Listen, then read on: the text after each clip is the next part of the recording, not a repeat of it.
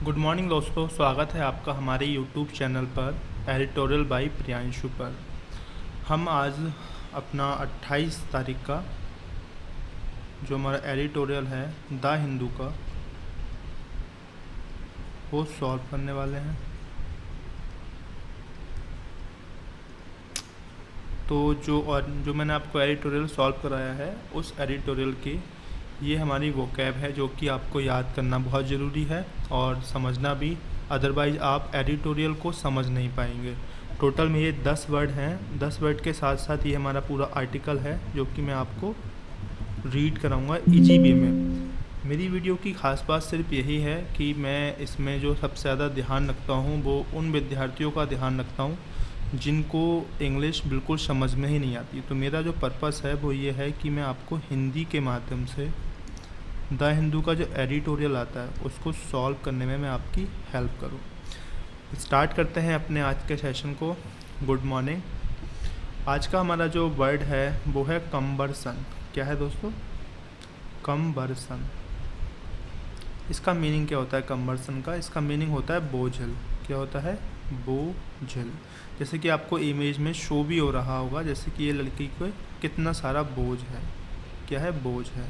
और अधिक समझने के लिए हम यहाँ पे मैंने मीनिंग भी दे रखा है, लिखा हुआ है something that is large, heavy और डिफ़िकल्ट टू मैनेज, इनकन्वीनियंट। यानी कि कोई चीज़ जो भारी, असुविधाजनक या संभालने में कठिन हो उसको क्या बोलेंगे हम लोग?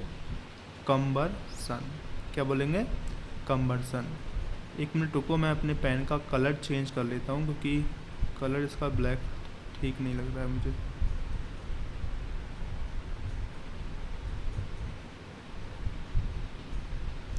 ठीक है, चेंज हो गया हमारे पेन का कलर। बात करते हैं इसके सिनोनियम्स की। तो इसका पहला जो सिनोनियम्स है वो हमारा अनवाइडली यानी कि असुविधाजनक। दूसरा है हमारा वल्की यानी कि भारी। तीसरा है हमारा पॉन्डरस यानी कि भारी भरकम। एंटोनियम्स की बात करें तो पहला है हमारा प्रैक्टिकल, दूसरा है कन्वीनियंट, तीसरा है हैंडली। ये हो गए हमारे इसके एंटोनियम्स। बात करें इसके एग्जाम्पल की तो एग्जाम्पल है इसका his cumbersome speech made the meeting boring. यानी कि उसका भारी भरकम और बोझिल भाषण मीटिंग को उबाऊ बना रहा था। कैसा बना रहा था? उबाऊ बना रहा था। क्यों? क्योंकि उसका जो भाषण था वो क्या था? बहुत ही ज़्यादा कमबरसल था। क्या था? बहुत ही ज़्यादा कमबरसल। बढ़ते हैं अपने नेक्स्ट वर्ड की ओर। तो नेक्स्ट वर्ड जो हमारा है वो है हमारा टाउटेड। क्या है? टाउटेड। प्रोनाउंस कैसे करेंगे? टाउटेड। मीनिंग क्या होता है? प्रचारित करना। क्या होता है? प्रचारित करना। जैसे कि आप इस इमेज के माध्यम से देख भी रहे होंगे, इनका ये फ़ोन लॉन्च हुआ है तो ये क्या कर रहे हैं? इसको टाउटेड यानी कि इसका प्रचार कर रहा है बंदा। ठीक है, ध्यान रखना। मार्केटिंग स्ट्रेटेजी, जो कोई फ़ोन लॉन्च होता है तो क्या करता है कंपनी ओनर? उसका ब्रांड एम्बेसडर टाउटेड यानी प्रचार करता है। इसका मीनिंग जो होगा हमारा वो होगा द पब्लिकली प्राइस, एडवर्टाइज और promote something often in the aggregated way. यानी कि किसी चीज़ की सार्वजनिक रूप से प्रशंसा करना, प्रचार करना या बड़ा चढ़ाकर बताने को क्या बोलते हैं? टाउटेड। बात करते हैं इसके सिनोनियम्स की। तो पहला सिनोनियम्स है हमारा प्रमोटेड, दूसरा है प्रेज, तीसरा है एडवर्टाइज्ड। ठीक है। एंटोनियम्स की बात करते हैं तो पहला है क्रिटिसाइज यानी आलोचना करना, इग्नोर्ड नज़रअंदाज करना, अंडर वैल्यूड यानी कम आंकना। ये इसके हो जाएंगे इसके एंटो। एग्जाम्पल की बात करें तो एग्जाम्पल है हमारा the new smartphone was heavily touted the best in the market. यानी कि नए स्मार्टफोन को बाज़ार में अच्छा बताकर खूब प्रचारित किया गया। तो इस वर्ड को आपको याद रखना है। नेक्स्ट वर्ड की ओर बढ़ते हैं। नेक्स्ट वर्ड हमारा बहुत ही अच्छा शब्द है लैक्स। क्या है? लैक्स। प्रोनाउंस करेंगे इसको लैक्स, जिसका हिंदी मीनिंग होता है लापरवाह। जैसे कि आपको इस इमेज में शो भी हो रहा होगा, ये पर्सन भाई साहब ऑफिस में है, काम स्क्रीन पे लिखा हुआ है ओवर ड्यू, बट ये बोल रहे हैं कि मैं लापरवाह हूँ। आराम से चिल मार रहा है बंदा, काम नहीं कर रहा है यानी लापरवाही कर रहा है। इसको जो मीनिंग होगा वो होगा नो स्ट्रिक्ट, केयरलेस और showing little attention to rules and details. यानी कि लापरवाह, ढीला या नियमों के प्रति कम ध्यान देने वाले को क्या बोलते हैं हम लोग? हम बोलते हैं उसको लैक्स। क्या बोलते हैं? लैक्स। सिनोनिम्स क्या हो जाएंगे इसके? केयरलेस, लेटेंट और इजी गोइंग। एंटो क्या हो जाएंगे इसके? Strict, careful and attentive. Example की बात करें तो एग्जाम्पल है हमारा his lakhs attitude towards deadline cause problem in the project. Hindi meaning क्या है इसका? समय सीमा के प्रति उसका ढीला रवैया परियोजना में समस्या पैदा कर गया। क्या कर गया? लैक्स। किसकी वजह से ये जो समस्या उत्पन्न हुई? उसकी लैक्स की वजह से, यानी कि लापरवाही की वजह से उसकी ये समस्या उत्पन्न हुई। नेक्स्ट वर्ड है हमारा रिमिट। क्या है? रिमिट। प्रोनाउंस करेंगे रिमिट। इसका मतलब क्या होता है? इसके दो मतलब होते हैं। पहला होता है पैसा भेजना, दूसरा होता है माफ़ करना। सॉरी। मीनिंग्स क्या होते हैं इसके? मीनिंग्स है to send money as payment, या फिर टू कैंसल, या फॉरगिव अ डेब्ट और पनिशमेंट। यानी पैसा भेजना फर्स्ट मीनिंग होता है, दूसरा होता है किसी दंड या ऋण को माफ़ करना, यानी माफ़ी देने को हम रिमिट भी बोल सकते हैं। क्या बोल सकते हैं? रिमिट। ठीक है, जैसे कि आपको यहाँ पे इमेज में शो भी हो रहा है, एक जगह पैसा भेजा जा रहा है और एक जगह पनिशमेंट को माफ़ किया जा रहा है, दंड को माफ़ किया जा रहा है। ठीक है, सिनोनियम्स हो जाएंगे इसका फर्स्ट सेंड, दूसरा ट्रांसफर और तीसरा फॉरगिव। एंड हो जाएंगे इसका फर्स्ट हो जाएगा आपका कलेक्ट, सेकंड हो जाएगा रिटेन, थर्ड हो जाएगा आपका रिसीव। एग्जाम्पल की बात करें तो एग्जाम्पल है आपका he just decide to remit the fine due to his honesty. Sorry, इसका जो हिंदी मीनिंग हो जाएगा हिज जज, यानी कि न्यायाधीश ने उसकी ईमानदारी के कारण जुर्माने को क्या कर दिया? जुर्माने को कर दिया गया रिमिट। क्या कर दिया गया? रिमिट। ठीक है, ध्यान रखना रिमिट का मतलब क्या होता है? सेंड करना किसी चीज़ को या फिर माफ़ करना। क्या करना? माफ़ करना। आगे बढ़ते हैं। नेक्स्ट वर्ड है हमारा लिप सर्विस। बहुत ही बढ़िया शब्द है, इसको आप डेली लाइफ में आराम से यूज़ कर सकते हैं। लिप सर्विस का मतलब होता है दिखावटी समर्थन, जो कि आज के लोग करते हैं। जैसे कि ये भैया जी कर रहे हैं, बड़े बड़े भाषण दे रहे हैं कि हम रोड बनाएंगे, सब कुछ करेंगे, और क्या हो रहा है? कुछ नहीं होता। बोलते हैं कि हम समर्थन करेंगे, बट होता क्या है? कुछ नहीं होता। तो क्या कर रहा है बंदा? ये दिखावटी समर्थन। मीनिंग क्या है इसका? मीनिंग हो जाएगा हमारा सेइंग दैट यू सपोर्ट और agree with something but not actually doing anything to prove it, यानी कि केवल बोलकर समर्थन करने को क्या बोला जाता है? Lip service.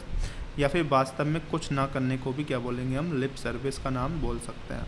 इसके एंड हो जाएंगे हमारा फर्स्ट एम्प्टी टॉक, दूसरा हो जाएगा फॉल्स प्राइस, तीसरा हो जाएगा हमारा इनस्केयर वर्ड्स, यानी असच्चे शब्द। एंड हो जाएंगे हमारे genuine support, second action, third हो जाएगा हमारा ऑनेस्टी। एग्जाम्पल की बात करें तो एग्जाम्पल है don't just pay lip service to kindness, show it through your action, यानी कि दया की केवल बातें मत करो, समझे जब? दया की केवल बातें मत करो, उसे अपने कर्मों में भी दिखाओ, यानी कि उसको अपने कर्मों में भी दिखाओ। लिप सर्विस को आपको ध्यान रखना है, आपको याद भी रहेगा। नेताओं का एग्जाम्पल ले लीजिए, ज़्यादा ये लोग इसी सर्विस का इस्तेमाल करते हैं, यानी कि सिर्फ बातें करते हैं और करते कुछ भी नहीं है। आगे बढ़ते हैं। नेक्स्ट जो हमारा वर्ड है वो है हमारा मिरिड। क्या है? मिरिड फॉर्म्स। मिरिड फॉर्म्स। मिरिड को प्रोनाउंस करेंगे मी रीड, मिरिड।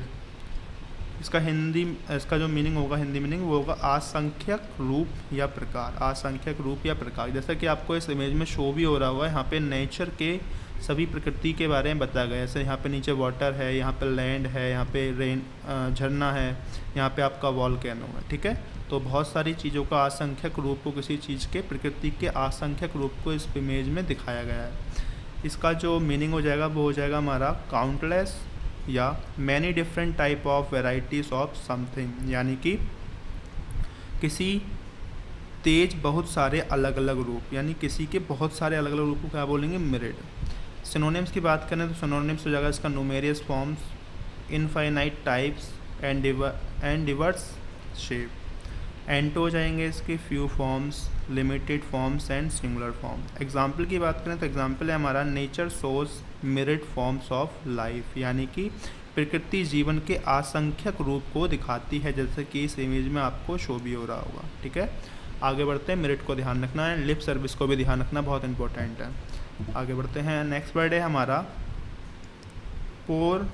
परपोर्टेड। कैसे पढ़ेंगे इसको? परपोर्टेड। इसको प्रोनाउंस इस तरह से करेंगे। इसका हिंदी मीनिंग क्या होता है? कथित। क्या होता है? कथित। इसके मीनिंग की बात करें तो मीनिंग है हमारा क्लेम्ड और suppose to be true but not proven. यानी कथित यानी दावा किया गया लेकिन प्रमाणित नहीं किया गया। जैसे कि इस इमेज में आपको शो हो रहा है, डॉक्यूमेंटेड सब कुछ है बट कुछ भी हुआ नहीं है। इसके सिनोनिम्स की बात करते हैं तो सिनोनिम्स हो जाएगा हमारा alleged, supposed and claimed. And हो जाएंगे इसका proven, confirm and genuine. Example की बात करें तो फर्स्ट एग्जाम्पल हो जाएगा इसका the purported evidence was later found to be fake. यानी कथित सबूत बाद में नकली पाए गए। कथित सबूत कैसे पाए गए? बाद में नकली।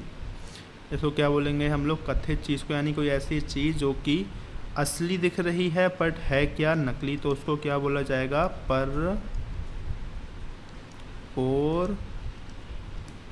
परपोर्टेड। ठीक है, नेक्स्ट वर्ड की तरफ बढ़ते हैं। नेक्स्ट वर्ड है हमारा इनटूटिव। इनटूटिव क्या है? इनटूटिव। ये सारी बुक है हमारी द हिंदू न्यूज़पेपर की है, मैं अभी आपको दिखाऊंगा आर्टिकल में। इसको प्रोनाउंस करते हैं इनटूटिव। मतलब होता है सहज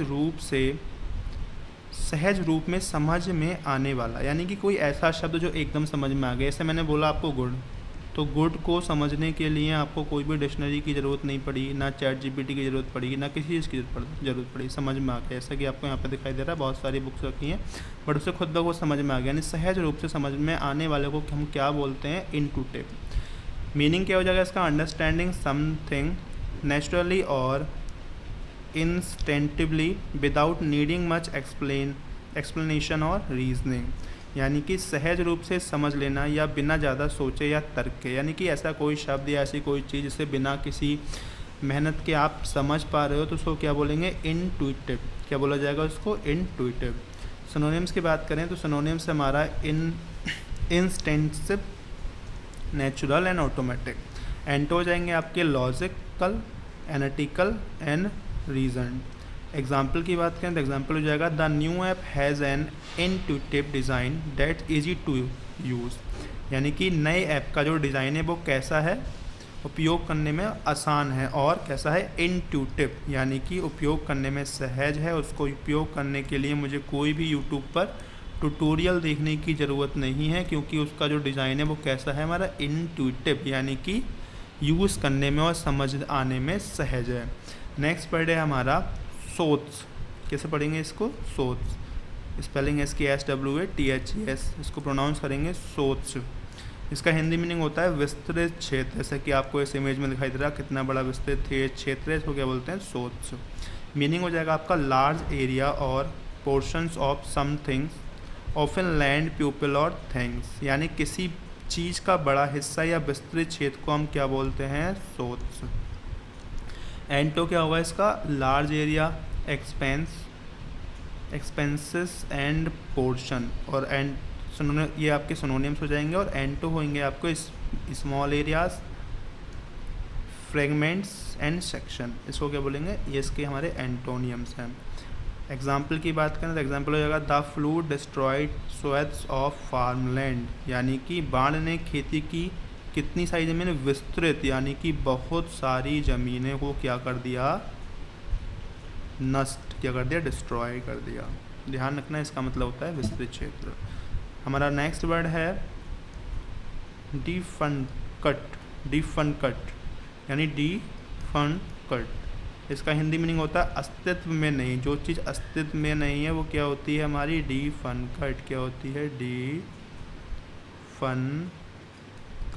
डिफनकट। इसका मीनिंग हो जाएगा नो लॉन्गर एग्जिस्टिंग, वर्किंग और एक्टिव। यानी जो अब अस्तित्व में नहीं है या काम नहीं कर रहा, उसको क्या बोलते हैं? डिफनकट।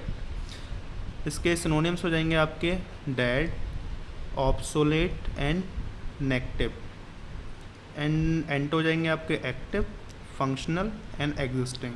एग्जाम्पल की बात करें तो एग्जाम्पल है हमारा the factory become defunct after the recessions. यानी मंदी के बाद फैक्ट्री क्या हो गई? बंद हो गई, क्योंकि वो अब अस्तित्व में नहीं है। तो क्या बोलेंगे उसको, डिफंक्ट।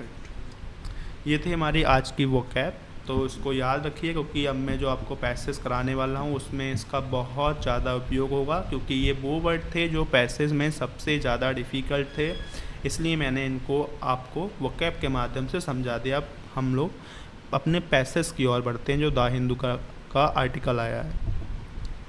हमारे आर्टिकल का जो मेन वो है, जो थीम है वो क्या है हमारी, पार्शियल डिजिटाइजेशन, यानी पार्शियल डिजिटाइजेशन। इसका हिंदी मीनिंग क्या होता है, किसी प्रणाली या सेवा को पूरी तरह डिजिटल नहीं किया गया, यानी कुछ हिस्से ऑनलाइन हैं लेकिन काम अब भी पुराने एनालॉग या मैनुअल तरीके से होता है। यानी बोला गया पार्शियल डिजिटलाइजेशन का मतलब है जैसे कि ये चीज़ है, इसमें से आधा क्षेत्र तो डिजिटल कर दिया बट आधा क्षेत्र अब भी हमारा मैनुअल तरीके से ही हो रहा है। तो इस पे हमारे लेखक ने किस तरह का आर्टिकल डिज़ाइन किया है वो हम लोग देखते हैं। ठीक है, ये आपका आर्टिकल है, मैंने इसमें प्रॉपर आपको नोट्स के माध्यम से समझाने की कोशिश की है, तो सॉल्व करते हैं, मेरे साथ साथ सॉल्व करते हुए चलिए। फर्स्ट हमारी जो लाइन है वो क्या है, कन्वर्सम, जो हमारा फर्स्ट वोकैब भी था, इसको याद रखना। Process from analog era remain despite more online service. Meaning क्या होगा इसका, कन्वर्सन का मतलब बताया था बोझल यानी कि बोझ, प्रोसेस मतलब होती है प्रक्रिया, फॉर्म मतलब होता है से जुड़ी, एनालॉग एरा मतलब होती है कि पुराने समय को बोलते हैं हम लोग एनालॉग एरा, रिमेन मतलब बने रहना होता है, डिस्पाइट का मतलब होता है के बावजूद, मोर मतलब ज़्यादा, एंड ऑनलाइन सर्विस मतलब ऑनलाइन सेवाएं या डिजिटल सुविधाएं। तो इस पूरे हमारे सेंटेंस का जो मीनिंग होगा वो हो जाएगा हमारा, ऑनलाइन सेवाएं बढ़ने के बावजूद पुराने समय की झंझट वाली प्रक्रियाएं अभी भी क्या हैं, मौजूद हैं। क्या हैं, अभी भी मौजूद हैं। नेक्स्ट लाइन पे बढ़ते हैं। नेक्स्ट लाइन है हमारी डिजिटाइजिंग यानी डिजिटल बनना, सिटीजन सर्विस यानी नागरिक सेवाएं, इस मतलब है, ए मतलब प्रोसेस एक प्रक्रिया है, फुल ऑफ यानी भरी हुई, प्रॉमिस उम्मीदों से, एंड मतलब और, इन्वायरमेंट मतलब होता है सशक्तिकरण, एम्पावरमेंट। इसका मीनिंग क्या हो जाएगा हमारा, नागरिक सेवाओं को डिजिटल बनाना एक ऐसी प्रक्रिया है जो उम्मीदों और सशक्तिकरण से भरी हुई है, जो उम्मीदों और सशक्तिकरण से क्या है हमारी, भरी हुई है। आगे बढ़ते हैं हम। इन इंडिया यानी कि भारत में, मेकिंग प्रोसेस फेसलेस यानी प्रक्रियाओं को बिना चेहरा दिखाए, कैरियस यानी लेकर आता है, द एडेड बेनिफिट्स यानी अतिरिक्त लाभ, ऑफ रिलीफ मतलब राहत का जो लाभ है वो लेकर आता है, फ्रॉम मतलब से, the rent seeking debt, the rent seeking मतलब होता है रिश्वतखोरी, डेट इज़ रीफ यानी जो बहुत फैली हुई है, इन द गवर्नमेंट ऑफिस यानी सरकारी दफ्तरों में। इसका मीनिंग हो जाएगा हमारा कि भारत में प्रक्रियाओं को फेसलेस बनाने से एक अतिरिक्त लाभ दिखता है, सरकारी दफ्तरों में फैली हुई रिश्वतखोरी से राहत। कहने का मतलब ये है कि यदि इंडिया को डिजिटल बना दिया जाए तो जो सरकारी दफ्तरों में रिश्वतखोरी फैली हुई है उससे हम लोगों को राहत मिल सकती है। नेक्स्ट पढ़ते हैं। नेक्स्ट है हमारा, the more service are available online the better, यानी कि जितनी ज़्यादा सेवाएं ऑनलाइन उपलब्ध होंगी उतना ही क्या होगा, अच्छा। The more services are available यानी जितनी भी सर्विसेज हमारी ऑनलाइन अवेलेबल होंगी उतना ही क्या होगा, हमारे लिए अच्छा होगा। तो है नेक्स्ट के तरफ आता है, इट इज़ पॉसिबल यानी कि यह संभव है, इन दिसंबर 2024 में Estonia digitised the last citizen service that only remained possible on the paper divorce. कितनी अच्छी बात कही गई है, समझने की कोशिश कीजिए। यानी कि इट इज़ पॉसिबल ही है, हमारा पॉसिबल है, इन 2024 यानी दिसंबर 2024 में एस्टोनिया एक देश है, उसके बारे में बात की गई है कि उसको डिजिटल बना दिया गया, लास्ट सिटीजन सर्विस यानी आखिरी नागरिक सेवा द ओनली रिमेन पॉसिबल, जो केवल संभव थी, ऑन पेपर, कागज़ पर, तलाक, डिवोर्स मतलब तलाक। इसका मतलब ये संभव है। दिसंबर 2024 में एस्टोनिया ने आखिरी नागरिक सेवा, जिसको बोलते हैं तलाक, को भी डिजिटल बना दिया, जो अब तक केवल कागज़ पर ही संभव था। यानी इस लाइन का पूरे का जो मतलब है वो ये बताया गया है कि 2024 में यह संभव हो चुका है एस्टोनिया देश के अंदर, जहाँ पर तलाक जैसी बड़ी चीज़ को भी डिजिटल बना दिया गया है। यानी ऐसा होना संभव तो है, क्योंकि ऑलरेडी एक देश के अंदर ऐसा हो चुका है, सभी चीज़ों को डिजिटल बना दिया गया है। आगे बढ़ते हैं हम। नेक्स्ट जो हमारी लाइन है वो है इन दिस लाइट, यानी इस दृष्टिकोण से, इन दिस लाइट, मिनट रुकिए, इन दिस लाइट मतलब कि इन दृष्टिकोण से, पार्टिसिपेशंस यानी भागीदारी, ऑफ प्राइवेट फर्म्स यानी निजी कंपनियों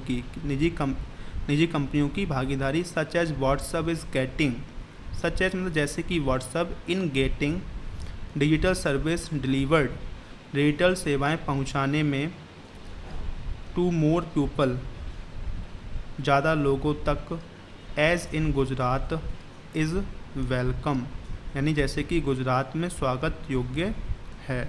क्या मतलब हुआ इसका मतलब हुआ हमारा, इस दृष्टिकोण से निजी कंपनियां जैसे कि व्हाट्सएप की भागीदारी, जो डिजिटल सेवाएं ज़्यादा लोगों तक पहुंचाने में मदद करती है, जैसे गुजरात में स्वागत योग्य है। ठीक है, मतलब कहने का मतलब ये है कि जैसे कि व्हाट्सएप हमारा सारी डिजिटल सेवाएं प्रदान करता है, सभी लोगों को एक साथ जोड़ता है, तो हमें भी डिजिटलाइजेशन का स्वागत करना चाहिए। आगे बढ़ते हैं। दिस बीइंग सेड, यानी यह कहने के बाद, द डिजिटल सर्विस डिलीवरी यानी डिजिटल सेवाओं की आपूर्ति या फिर डिजिटल सेवा प्रदान करना, इन इंडिया यानी भारत में हैज रखती है, सेवरल इशूज़ यानी कई समस्याएं रखती है। कहने का मतलब है यह कहने के बाद भी भारत में डिजिटल सेवाओं की आपूर्ति में कई सारी समस्याएं हैं, यानी कि इंडिया के अंदर डिजिटल सर्विसेज प्रदान कराने में बहुत सारी समस्या हैं। क्या क्या समस्या आगे देखते हैं। आ लैक ऑफ ट्रस्ट यानी भरोसे की कमी है, सही बात। टूवर्ड्स द सिटीजन यानी नागरिकों की ओर या नागरिकों पर, इन मतलब नागरिकों पर भरोसे की कमी है। इन स्पाइट ऑफ, इसके बावजूद, द सिटीजन सेंटरिस्टली यानी कि नागरिक केंद्रिता यानी नागरिकों को केंद्र में रखने की सोच या फिर दृष्टिकोण, टाउटेड एज प्रचारित किया, जो मैंने पढ़ाया था अभी आपको वो कैब में, टाउटेड। द रीज़न मतलब कारण, फॉर दियर एग्जिस्टेंस उनके अस्तित्व का या फिर उनके होने का। मतलब हुआ इसका नागरिकों पर भरोसे की कमी है, इसके बावजूद कि नागरिक केंद्रिता को उसके अस्तित्व का कारण बताया जाता है। ठीक है, डिजिटलाइजेशन को लागू करने की सबसे ज़्यादा किसकी कमी दिक्कत है, क्योंकि यहाँ पे इंडिया के लोगों पर ही ट्रस्ट नहीं है, क्योंकि डिजिटलाइजेशन कुछ हो जाएगा तो प्रॉब्लम क्रिएट होगी कि बहुत सारे फ्रॉड भी हमारे साथ बढ़ जाएंगे। आगे बढ़ते हैं। नेक्स्ट है हमारा सिस्टमेटिक यानी कि व्यवस्थित या फिर योजनाबद्ध, अंडर इन्वेस्टमेंट कम निवेश या पर्याप्त निवेश, लीडिंग टू जिसके कारण, लैप्स कमी या फिर चूक, इन अवेलेबिलिटी उपलब्धता में, एंड रिलायबिलिटी और भरोसेमंद होने में, एंड तथा, लैक्स मतलब ढीला या कमज़ोर, साइबर सिक्योरिटी यानी साइबर सुरक्षा में। इसका मतलब क्या है इन सब शब्दों का, इसका मतलब है हमारा व्यवस्थित रूप से कम निवेश जिसके कारण उपलब्धता और भरोसेमंद होने में कमी आती है, और कमज़ोर साइबर सुरक्षा यानी कमज़ोर साइबर सुरक्षा की वजह से कमी आती है। आगे बढ़ते हैं। इन मैनी केसेस यानी कि कई मामलों में, इन्वॉल्विंग शामिल, द मोस्ट सबसे, डाइस फंक्शनल यानी ठीक से काम ना करने वाले, ऑनलाइन सर्विसेज ऑनलाइन सेवा यानी कि कई मामलों में जहां सबसे ख़राब ऑनलाइन सेवाएं शामिल हैं। आगे बढ़ते हैं। द रिस्पॉन्सिबिलिटी यानी जिम्मेदारियां, लाइस होती हैं या फिर टिकी हैं, विद स्टेट राज्यों पर, यानी कि मतलब क्या, जिम्मेदारियां राज्यों पर टिकी होती हैं। The responsibility lies with state यानी राज्यों पर जिम्मेदारियां होती हैं। सच एज जैसे कि प्रॉपर्टी रिकॉर्ड्स रजिस्ट्रेशन यानी संपत्ति रिकॉर्ड का पंजीकरण, एंड और सिविल एक्ट्स यानी नागरिक अधिनियम, सच एज जैसे कि मैरिज मतलब विवाह, सच एज प्रॉपर्टी यानी जैसे कि संपत्ति रिकॉर्ड जो है हमारा वो रजिस्ट्रेशन होता है, and civil act such as marriage और नागरिक अधिनियम जैसे विवाह, यानी कि संपत्ति का जो रिकॉर्ड होता है और नागरिक अधिनियम जैसे विवाह, इन सब का क्या होता है, इन सब की जिम्मेदारी किस पर होती है, हमारे स्टेट पर। आगे बढ़ते हैं। बट इवन लेकिन फिर भी, इन दोष उन मामलों में भी वेयर जहाँ द रिमिट यानी अधिकार क्षेत्र लाइस होती हैं विद द यूनियन गवर्नमेंट केंद्र सरकार के पास, देयर आर वहाँ है सीरियस इशू यानी गंभीर समस्याएं, यानी वट इवन यानी लेकिन उन मामलों में भी जहाँ जिम्मेदारियाँ केंद्र सरकार की हैं गंभीर समस्याएं मौजूद हैं। जहाँ पर केंद्र सरकार की जिम्मेदारियाँ हैं वहाँ पर भी गंभीर समस्याएं क्या हैं, मौजूद हैं। आगे बढ़ते हैं। हमारा नेक्स्ट पैराग्राफ आ गया। नेक्स्ट पैराग्राफ वाइल यानी जबकि या भले ही, लिप सर्विस केवल औपचारिक बातें, लिप सर्विस मैंने पढ़ाया था ना आपको, लिप सर्विस मतलब औपचारिक बातें या फिर दिखावे का समर्थन इस पे दिया जाता है टू द इम्पोर्टेंस यानी महत्व को ऑफ सिक्योरिंग सुरक्षा करने के की साइबर सिक्योरिटी इंफ्रास्ट्रक्चर यानी मुख्य साइबर सुरक्षा ढांचे, सीरियस या फिर वल्नरेबल यानी कमजोरियाँ रिमेन मतलब बनी रहती हैं। मतलब हुआ इसका भले ही मुख्य साइबर सुरक्षा ढांचे को सुरक्षित करने के महत्व पर केवल औपचारिक बातें ही की जाती हैं, लेकिन गंभीर कमजोरियां बनी रहती हैं। आगे बढ़ते हैं। सिक्योरिटी का मतलब होता है सुरक्षा, ऑफ डेटा का मतलब होता है डेटा की, रीडिंग ऑन मतलब जो मौजूद है अस्तित्व है, पब्लिक डेटाबेस सार्वजनिक डेटाबेस पर इस टेकन फॉर ग्रांटेड को हल्के में लिया जाता है या मान लिया जाता है कि सुरक्षित है। इसका मतलब क्या हुआ, सार्वजनिक डेटाबेस पर मौजूद डेटा की सुरक्षा में हल्के में लिया जाता है या फिर मान लिया जाता है कि वे सुरक्षित है, खुद ब खुद मान लिया जाता है सुरक्षित है, पर सुरक्षा को नहीं बढ़ाया जाता। आगे बढ़ते हैं। हमारा इंस्ट्रक्शंस यानी इंस्टीट्यूशन यानी संस्थाएं, एज सच एज यानी जैसे कि the Indian computer emergency response team CERT इन यानी भारतीय कंप्यूटर इमरजेंसी रिस्पॉन्स टीम जो है वो हैज़ फेल्ड असफल रही है टू राइज द चैलेंज चुनौतियों पर खरा उतरने में, यानी कि भारतीय कंप्यूटर इमरजेंसी रिस्पॉन्स टीम यानी CERT जो है वो जैसी संस्थाएं चुनौतियों पर खरा उतरने में क्या रही हैं, असफल रही हैं। आगे बढ़ते हैं। आल्सो साथ ही इसके अलावा, ऑन मतलब पर, मेरिट फॉर्म्स यानी असंख्य फार्म या बहुत सारे फॉर्म्स, ऑनलाइन मतलब ऑनलाइन यानी साथ ही असंख्य फॉर्म पर भी यूजेस उपयोगिता आर फोर्स मजबूत किए जाते हैं टू टाइप करने के लिए एंड सबमिट और जमा करने के लिए द सेम डिटेल्स वही विवरण या वही जानकारी रिपीटेडली यानी बार बार या फिर परंपरागत।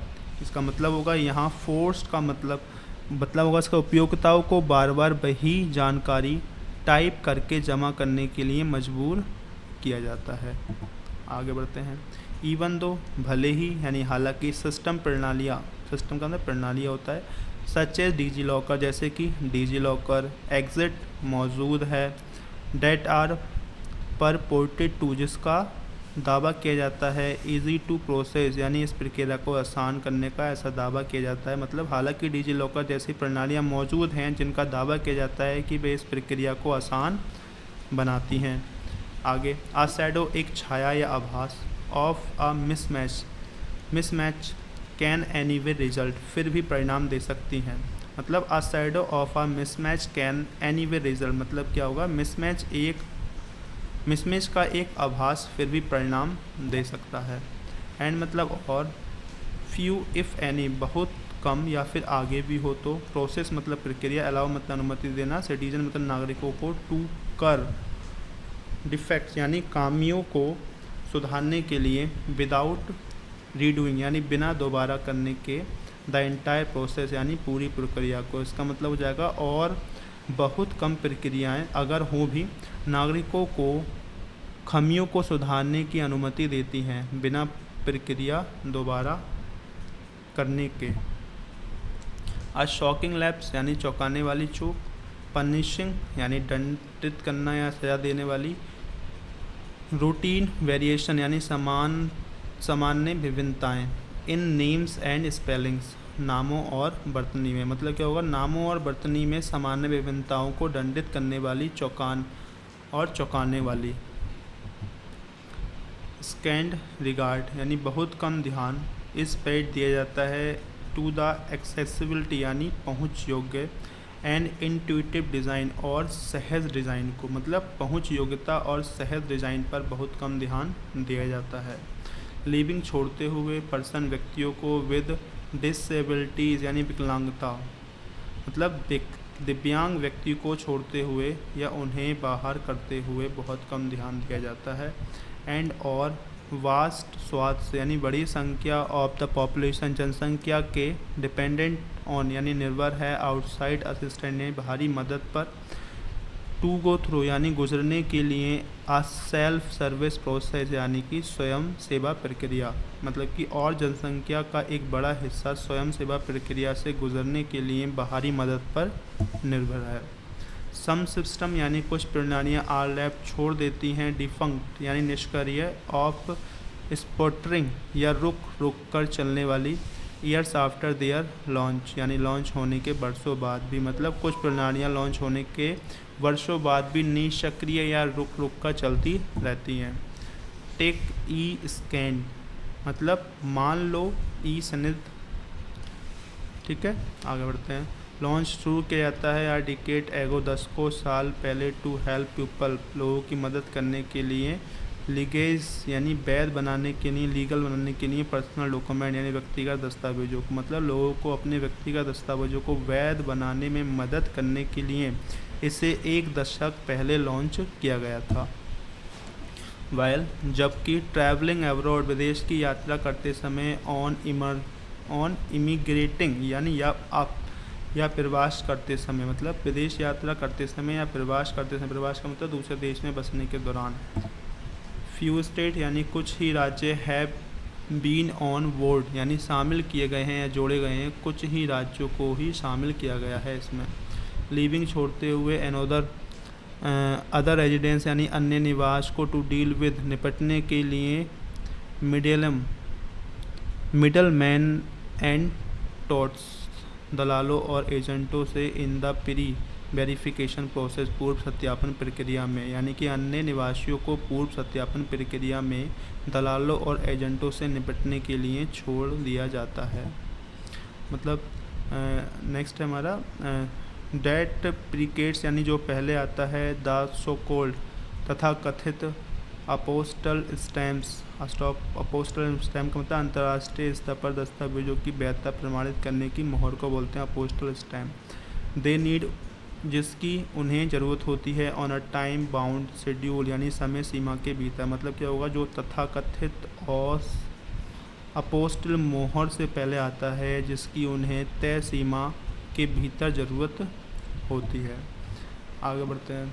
एज विद द प्रोसेस यानी इस प्रक्रिया की तरह ही द एनालॉग इक्विपमेंट यानी इसके भौतिक या पारंपरिक समकक्ष और ब्रोकन डिजिटल सर्विस, खराब डिजिटल सेवाओं के रिमेन इनएक्सेसिबल अभी भी पहुंच से बाहर रहते हैं, एंड कम्बरसम और बोझिल यानी कठिन लगते, मतलब क्या होगा, इस प्रक्रिया की तरह ही खराब डिजिटल सेवाओं के पारंपरिक विकल्प भी पहुंच से बाहर और बोझिल बने रहते हैं। आगे बढ़ते हैं। सच है जैसे कि अपडेटिंग डिटेल्स यानी विवरण अपडेट करना, ऑन आधार कार्ड पर विद रिक्वायर्ड्स जिसके लिए ज़रूरी है, विजिटिंग अ फिजिकल ऑफिस किसी भी भौतिक कार्यालय में जाना जरूरी है, मतलब बोला गया है यहाँ पे जैसे कि आधार कार्ड पर विवरण अपडेट करना हो जिसके लिए किसी भी भौतिक कार्यालय में जाना जरूरी होता है। आगे बढ़ते हैं। The certain of digital public infrastructure यानी डिजिटल सार्वजनिक अवसंरचना का निर्माण, सच एज यूपीआई एंड आधार जैसे कि यूपीआई और आधार, आर ऑफ लिटिल यूज़ यानी बहुत कम उपयोगी है या सीमित लाभकारी है, without reciprocal trust by the government अगर सरकार की ओर से पारस्परिक भरोसा ना हो, and a commitment of up time and service quality और सेवा की उपलब्धता व गुणवत्ता के प्रति प्रतिद्वंद्विता ना हो। इसका मतलब है कि यूपीआई और आधार जैसी डिजिटल सार्वजनिक अवसंरचनाओं का निर्माण तब तक बहुत कम उपयोगी है जब तक सरकार पारस्परिक भरोसा और सेवा की पारस्परिक भरोसा और सेवा की गुणवत्ता व उपलब्धता व गुणवत्ता के प्रति प्रतिद्वंद्विता नहीं दिखाती। ठीक है, तो ये हमारा पैसेज था। बात करते हैं इसके क्वेश्चंस करते हैं। पहला क्वेश्चन हमारा which country is mention as having digital divorce service. बताइए, इंडिया, एस्टोनिया, यूएसए या सिंगापुर। अगर आप इस आंसर के जवाब दे पा रहे हैं तो फिर आपने अच्छे से रीडिंग करी है पैसेज की, आप समझ चुके हैं कि वो पैसेज में किस देश की बात की जा रही है, किस चीज़ पर बात की जा रही है। ठीक है, बताइए इसका आंसर क्या है। ऑब्वियसली बात है एस्टोनिया, हमने पढ़ा था अभी। आंसर भी दे रखा है एस्टोनिया। एक्सप्लेनेशन यहाँ लेख में बताया गया है कि एस्टोनिया में तलाक जैसी सेवाएं भी पूरी तरह डिजिटल हो चुकी हैं, जो कि इंडिया में शायद बहुत मुश्किल है। आगे बढ़ते हैं। दूसरा क्वेश्चन हमारा what are some challenges in India digitization process mention in the passage. क्या प्रोसेस है, क्या चैलेंज आते हैं इंडिया डिजिटलाइजेशन करने के लिए इंडिया में। बताया गया पहला है हमारा over investment in high trust, lack of trust, या फिर under investment, poor cyber security, या फिर टू मैनी प्राइवेट फर्म्स, या फिर एक्सेसिबिलिटी। बताइए क्या आंसर होगा। तो इसका जो आंसर होगा हमारा बी, यानी lack of trust, under investment या पुअर सिक्योरिटी। इसकी वजह से यहाँ पर प्रॉब्लम आती है डिजिटाइजेशन में। जैसे कि लेख में भारत की डिजिटल सेवाओं की मुख्य समस्या बताई गई है। तो इसका कौन सा ऑप्शन सही हो जाएगा हमारा, दूसरा वाला सही हो जाएगा, बाकी सब ये ऑप्शन हमारे गलत हो जाएंगे। आगे बढ़ते हैं। Which digital system are cited as examples in India. यानी कि डिजिटल सिस्टम का एग्जाम्पल क्या है इंडिया, बताओ। DigiLocker and e send, WhatsApp and Facebook, Aadhaar and Google Pay, या फिर पेटीएम एंड फ़ोनपे। बताओ क्या आंसर होगा इसका। होगा ए ऑप्शन, यानी डिजी लॉकर इंडिया का डिजिटाइजेशन का एक उदाहरण है। आगे बढ़ते हैं। इसका एग्जाम्पल दे रखा, आंसर का एक्सप्लेनेशन दे रखा है। नेक्स्ट क्वेश्चन हमारा अकॉर्डिंग टू द पैसेज, यानी पैसेज के अनुसार what is essential for the digital public infrastructure like UPI and Aadhaar to succeed. Option दे रखे हैं more apps, mutual trust and commitment to serve quality, faster internet, या private company partition. Answer क्या होगा इसका, आंसर हो जाएगा हमारा बी, यानी बी ऑप्शन इसका ठीक है। एक्सप्लेनेशन दे भी रखा है यहाँ पे। लेख का निष्कर्ष यही है कि बिना विश्वास और सेवा गुणवत्ता की प्रतिद्वंद्विता के डिजिटल ढांचा सफल नहीं हो सकता। ट्रस्ट होना बहुत ज़रूरी है किसी भी चीज़ में सफल होने के लिए। अगर ये है तो आप सब कुछ कर सकते हैं। नेक्स्ट क्वेश्चन है हमारा what is the overall tone of passage. अगर आपने इसका आंसर सही दिया है तो इसका मतलब ये है कि आपका पूरा रीडिंग, आपने जो पैसेज की रीडिंग करी है वो पूरी तरह से ठीक करी है। ऑप्शन है आपके पास ऑप्टिमिस्ट है, क्रिटिकल है, नेचुरल है, या फिर ह्यूमरस है। आंसर है हमारा इसका क्रिटिकल। कैसी है हमारी इसकी पैसेज की टोन, क्रिटिकल। ठीक है। इसका हिंदी हमारा जो एक्सप्लेनेशन है वो है हमारा लेख में भारत की डिजिटल सेवाओं की कमियों और अधूरेपन पे जोर दिया गया है, इसलिए इसका स्वर क्या हो जाएगा, क्रिटिकल। यानी कि क्रिटिकल मतलब क्या होगा इसका, आलोचनात्मक। ठीक है। तो ये हमारा आज का पैसेज था द हिंदू का। ठीक है। Thank you for watching. यहाँ तक हमारे साथ बने रहने के लिए कुछ बातें बोलना चाहूँगा। ये मेरे चैनल का नाम है एडिटोरियल बाय प्रियांशु, आप इसको प्लीज़ से सब्सक्राइब कर लीजिए। मैं बताना चाहूँगा अपने बारे में कि मैं कोई टीचर नहीं हूँ। मैं अभी 3 साल से एसएससी सीजीएल की तैयारी कर रहा हूँ।